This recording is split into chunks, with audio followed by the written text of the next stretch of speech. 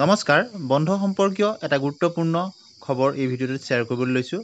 আপোনালোকে নিশ্চয় দেখিছে স্থানীয় বন্ধ ঘোষণা কৰা হৈছে 15 মাৰ্চ তাৰিখে কেইবাখনো জিলাত আৰু এইখন প্ৰথম জিলাখন হৈছে কামৰূপ মেট্ৰ' আৰু গভৰ্ণৰ অৱ আছাম অৰ্থাৎ ৰাজ্যপাল মহোদয়ৰ দ্বাৰা নটিফিকেশ্যনখন প্ৰকাশ কৰা হৈছে আৰু 15 মাৰ্চ 2025 তাৰিখে দৌল যাত্ৰা অৰ্থাৎ হোলী উপলক্ষে স্থানীয় বন্ধ ঘোষণা কৰা হৈছে কামৰূপ মেট্ৰ' জিলাত আৰু সকলো চৰকাৰী অনুষ্ঠান শিক্ষানুষ্ঠান বন্ধ থাকিব সেই সম্পৰ্কত ঘোষণা কৰা হৈছে।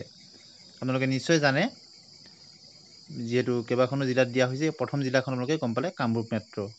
এতিয়া আহিছোঁ দ্বিতীয়খন জিলা হৈছে শ্ৰীভূমি জিলা আৰু শ্ৰীভূমি জিলাত 15 মাৰ্চ তাৰিখে স্থানীয় বন্ধ ঘোষণা কৰা হৈছে হোলী ফেষ্টিভেল উপলক্ষে অৰ্থাৎ দৌল যাত্ৰা বা হোলী ফেষ্টিভেল উপলক্ষে 15 মাৰ্চ তাৰিখে শ্ৰীভূমি জিলাত। এইখন হ'ল দ্বিতীয়খন জিলা। আপোনালোকে নিশ্চয় দেখিছে government of Assam office of the district commissioner ফালৰ পৰা শ্ৰীভূমি জিলাৰ এই নিৰ্দেশনাটি প্ৰকাশ কৰা হৈছে।